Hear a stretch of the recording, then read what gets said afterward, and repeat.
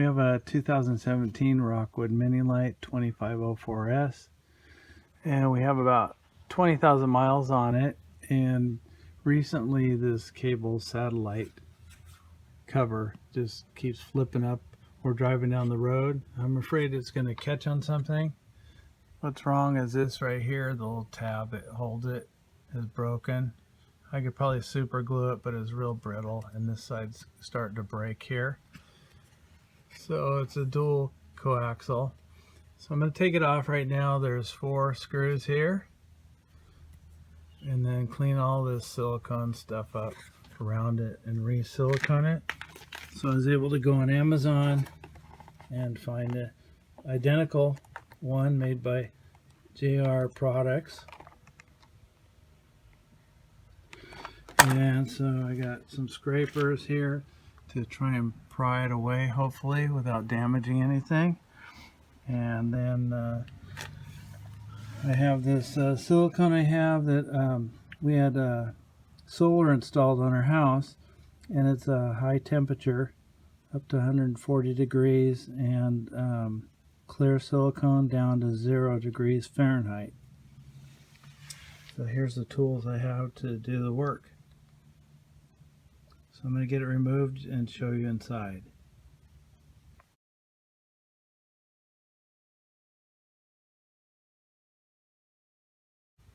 Here it is removed. I end up using this scraper tool to just tap it in with a hammer all the way around, real easy, being careful not to scrape the siding here. So you can see the screw holes, there's 3 of them, and the new one should line up identical. I'm going to clean all this junk up here, hopefully, to reinstall the new one. Then I'll put a little bit of silicones around here and then screw it back on. A couple of years ago, our TV stopped working, and we were hooked up to the cable line at a RV park, and discovered that this one here with the blue on it is a replacement. I had to go to Best Buy or somewhere, Walmart, buy a new coaxial cable, because it was like this one, but this for some reason just pulled right out. So our TV just stopped working. So I couldn't get back in here through the back side, so I ended up having to pull it off at the campsite and then do all this, and I put this silicone around here, kind of copped it all up. And so caulking was everywhere, but I did the best I could while I was out in the field. So if your TV doesn't work, check your connections. And also they were hand tight, so make sure you tighten those up tight. So I'm going to remove these, take this off, and put the new one on and clean all this up. So as you can see, they just unscrew easily off of there.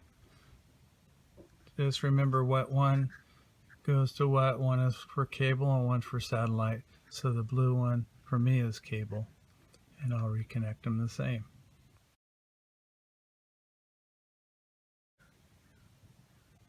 Here's what I got so far. I've been using the razor blade to carefully cut the silicone off, and the scraper to scrape away at it. And it's really nerve-wracking because you don't want to cut this fiberglass and mar it up. So I went on the internet, and somebody recommended they did it with theirs. Put some mineral spirits on here and just put it on, let it soften up for a couple minutes, and then it scrapes right off with the hard scraper. So I'm going to give that a try and see how that works. So I'm using this paint thinner mineral spirits that I have hanging around the house. Let's see what happens. Well, the mineral spirits did the trick. I'm really surprised I got it all off. What I did was, it's gouged a little bit here, you see it, but that's underneath the plate, so I won't even see it. But what I did was I put the mineral spirits on, let it soak in, cleaned it with a razor blade just a little bit, and then just rubbed it with a terry cloth, the mineral spirits all over it till the silicone came off. And then I cleaned all the mineral spirits off with Windex and then clear water. And then what I'm going to do before I put some silicone on here and put it back, I'm going to wax this whole area right here. Just get it all waxed up, so if the mineral spirits took any of the wax off, at least I'll have protection here again. The area is all cleaned up, waxed, and ready for me to put this on. So what I did is I went ahead and screwed these coax cables onto the unit, checked to make sure the holes line up, which they do. And then I noticed that the other one came with like a gasket that goes behind here. My old one that was on there, but this one doesn't have a gasket. I don't know if they forgot to package it or if it's a return or what. So I'm just gonna load silicone around here, all around it, and then I'm gonna put it around this edge too and put it on, and the silicone should stay inside of the ring because there's a lip, so that should seal it off. I have the silicone all on the back side of this plate, all around here, and now I'm going to go ahead and put it on. Should be nice and sealed. All done. A little bit of silicone did come out the side, but I wiped it off. Uses the 3 of the Phillips head screws instead of the Robert style, the square. Clicks into place now, locks down. Might as well, while I'm here, show you something here that I did before. There's another video on it. I'll put a link to it in the description. It's so you could plug into a pedestal if you're at an RV park that has a connection for your 30 amp or 50 amp plug.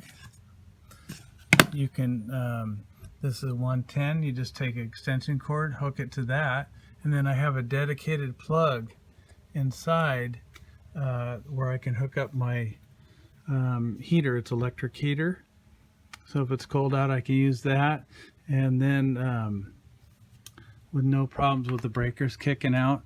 Because before, if I had this in and then I was doing, let's say, a toaster, coffee pot, charging the batteries, I was running juice out the batteries and then charging the batteries, and a lot of things were on, it might kick some breakers.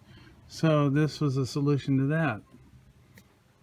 So I'll put a link in the description below.